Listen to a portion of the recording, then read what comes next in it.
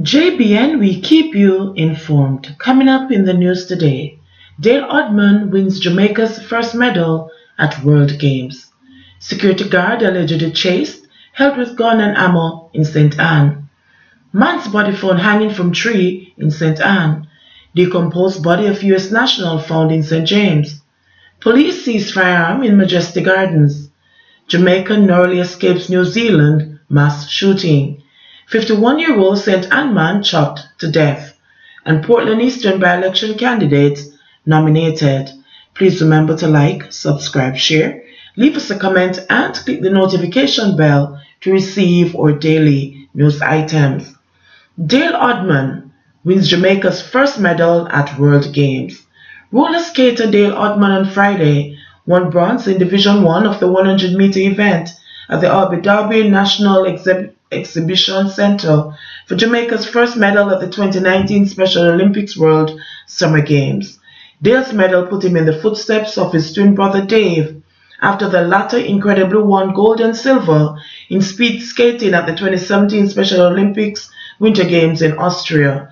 The Oddman brothers both earn a living from pushing handcarts to transport people's food produce at the market in downtown Kingston.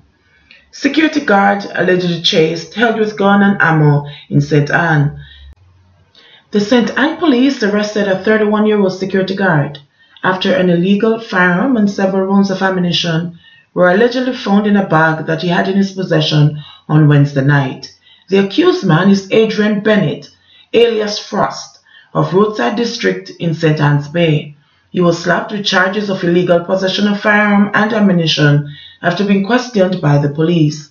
Reports are that about 7:10 p.m., lawmen were in the St. Anne's Bay area conducting operations when they saw Bennett, who aroused their suspicion.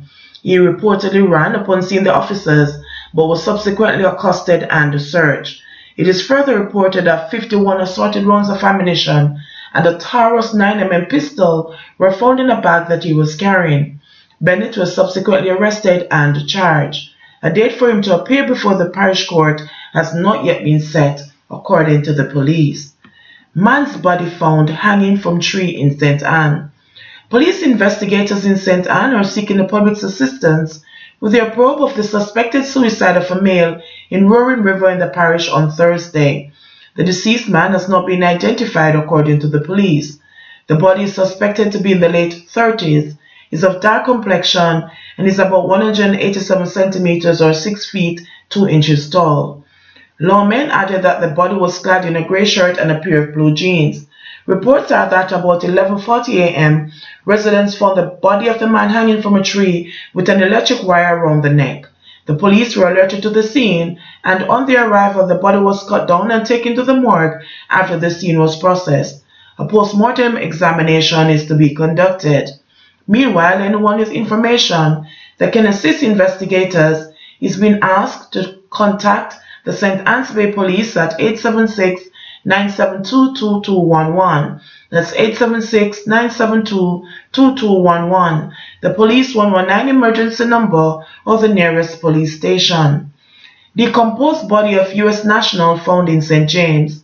The decomposed body of a United States national was found in an apartment in Unity Hall, St. James, on Thursday, March 14. The deceased has been identified as 63-year-old Eric Washington, a United States Marine veteran of a New York address. Reports from the Anchovy police are that about 4:15 p.m., police officers were summoned to the address after receiving reports of a foul odor emanating from the apartment. Upon their arrival, the body of the deceased was found in his apartment in an advanced state of decomposition. The body has been removed to the morgue pending a post-mortem examination. Investigations continue into the discovery. Police seized firearm in Majestic Gardens. The police are reporting that a firearm was seized during an operation in Majestic Gardens, Kingston 11, yesterday, March 14. Reports from the Huntsville police are that the lawmen were conducting an operation in the area about 7:30 p.m. when they found a .38 revolver in an abandoned car. No one was arrested in connection with the find.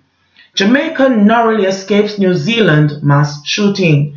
A Jamaican who was among Muslims at one of the mosques in New Zealand, where 49 people were killed, has shared details of the harrowing experience. Adrian White, who has been living in New Zealand since 2016, shared how he narrowly escaped from what is the deadliest shooting in New Zealand's history. Mr. Wright was seated in the front row of the mosque, participated in Friday morning prayers, when he heard explosions. He said himself and other worshippers at first thought it was an electrical issue at the mosque, until he looked over his shoulder and saw gunshots tearing up the masjid, just destroying the mosque.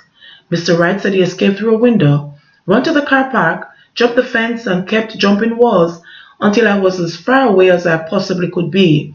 He said many of his friends, men, women and children, died in the attack. Mr. Wright is married to a New Zealander. Prime Minister of New Zealand, Jacinda Ardern, said the main suspect in the mosque shooting had 5 guns and a gun license. Ms. Ardern confirmed that the suspect was Australian and will appear in court on Saturday. She said changes will be made to the country's gun laws. A self-confessed white supremacist, the suspect had live-streamed the rampage at one of the mosques. 2 other people are in custody. Their names have not been made public. The identities of the dead and wounded have not been released. Bangladesh, India and Indonesia all say some of their citizens were killed in the shooting and others are unaccounted for. Security remains tight across Christchurch. All mosques in New Zealand have been closed. Meanwhile, Prime Minister Andrew Holness has described as a horrible tragedy the attacks in Christchurch, New Zealand. Mr. Holness has condemned the deadly shooting, asserting that terrorism has no place in society. A statement from the Office of the Prime Minister said a formal letter has been dispatched to the Prime Minister of New Zealand, conveying the government of Jamaica's deep sympathies. 51-year-old St. Anne man chopped to death.